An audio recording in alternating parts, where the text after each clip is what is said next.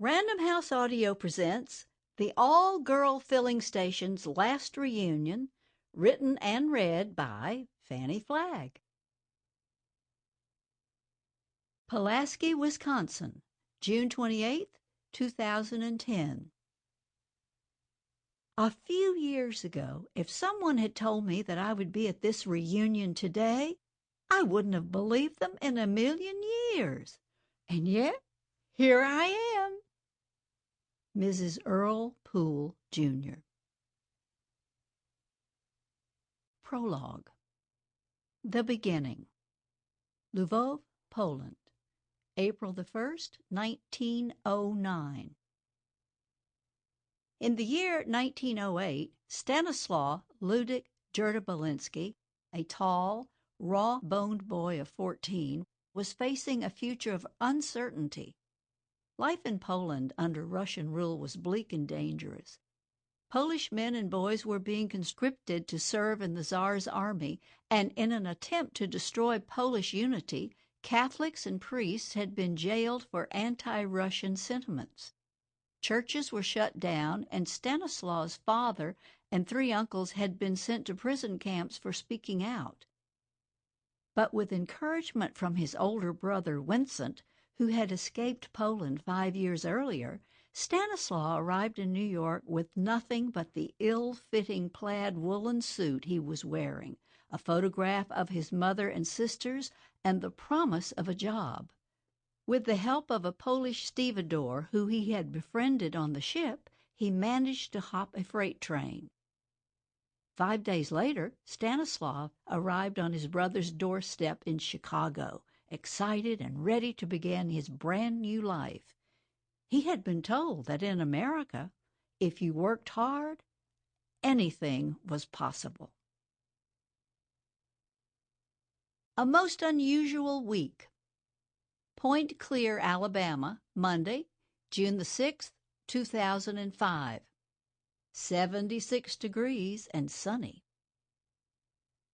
Mrs. Earle Poole, Jr., better known to friends and family as Sookie, was driving home from the Birds R Us store out on Highway 98 with 1 10-pound bag of sunflower seeds and 1 10-pound bag of wild bird seed, and not her usual weekly purchase for the past 15 years of 1 20-pound bag of the Pretty Boy wild bird seed and sunflower mix. As she had explained to Mr. Nadelshaft, she was worried that the smaller birds were not getting enough to eat. Every morning lately, the minute she filled her feeders, the larger, more aggressive blue jays would swoop in and scare the little birds all away. She noticed that the blue jays always ate the sunflower seeds first, and so tomorrow she was going to try putting just plain sunflower seeds in her backyard feeders, and while the blue jays were busy eating them, she would run around the house as fast as she could and put the wild bird seed in the feeders in the front yard. That way, her poor finches and titmice might be able to get a little something at least.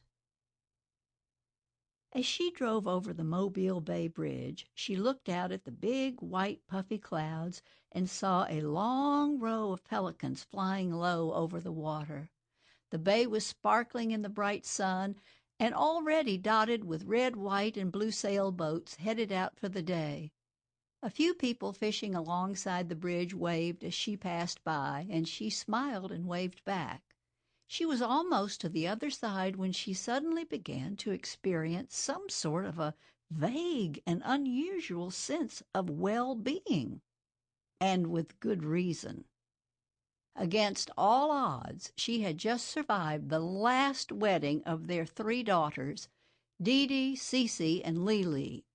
Their only unmarried child now was their 25-year-old son, Carter, who lived in Atlanta, and some other poor, God help her, beleaguered mother of the bride would be in charge of planning that happy occasion. All she and Earle would have to do for Carter's wedding was to show up and smile. And today, other than one short stop at the bank and picking up a couple of pork chops for dinner, she didn't have another single thing she had to do. She was almost giddy with relief. Of course, Sookie absolutely worshipped and adored her girls, but having to plan 3 large weddings in fewer than 2 years had been a grueling, never-ending 24-hours-a-day job, with all the bridal showers, picking out patterns, shopping, fittings, writing invitations, meeting with caterers, figuring out seating arrangements, ordering flowers, and between dealing with the out-of-town guests and new in-laws, figuring out where to put everyone, plus last-minute bridal hysteria, at this point, she was simply weddinged out. And no wonder. If you counted Dee Dee's last one, technically there really had been 4 large weddings, which meant shopping and being fitted for 4 different mother-of-the-bride dresses — you can't wear the same one twice — in less than 2 years. Dee Dee had married and then promptly divorced, and after they had spent weeks returning all the wedding gifts, she had turned around and remarried the exact same husband. Her second wedding hadn't been quite as expensive as the first, but every bit as stressful. When she and Earle had married in 1968, it had been just a typical church affair. White wedding gown, bridesmaids in matching pastel dresses and shoes, ring bearer, best man, reception, over and out. But now everybody had to have some kind of a theme. Dee Dee had insisted on having an authentic Old South Gone with the Wind wedding, complete with a Scarlett O'Hara dress, large hoop skirt and all, and at the last minute she had to be driven to the church standing up in the back of a small moving van. Lily and her groom wanted an entirely red and white wedding, including the invitations, food, drinks, and all the decorations in honor of the University of Alabama football team. And Cece, Lily's twin sister, the last girl to marry, had carried her 10-pound Persian cat, Peekaboo, down the aisle instead of a wedding bouquet, and the groom's German shepherd, dressed in a tux, had served as best man. And if that wasn't bad enough, someone's turtle was the ring bearer. The entire thing had just been excruciating. You can't hurry a turtle. Looking back on it now, Sookie realized she really should have put her foot down when Cece and James invited all their friends to bring their pets to the reception. But she had made a sacred vow to never bully her children. Nevertheless, having to replace an entire banquet room's wall-to-wall carpeting at the Grand Hotel was going to cost them a fortune. Oh well, too late now. Hopefully all that was behind her, and evidently not a minute too soon.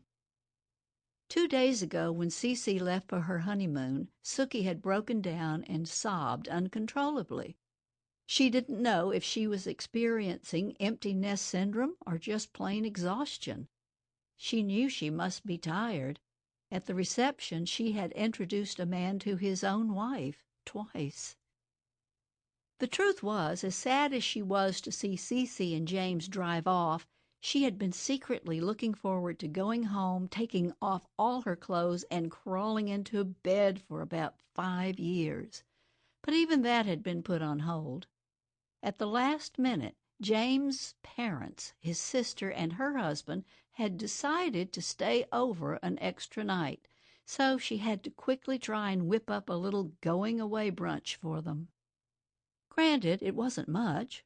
Earle's coconut margaritas, an assortment of crackers, cream cheese and pepper jelly, shrimp and grits, crab cakes with coleslaw, and tomato aspic on the side. But still, it had taken some effort.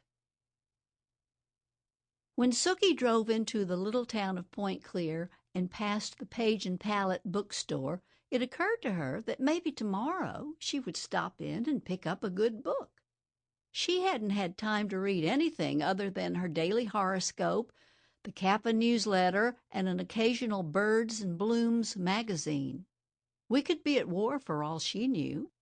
But now she was actually going to be able to read an entire book again. She suddenly felt like doing the twist right there in the front seat, which only reminded her how long it had been since she and Earle had learned a new dance step. She had probably even forgotten how to do the hokey pokey. Sample complete. Ready to continue?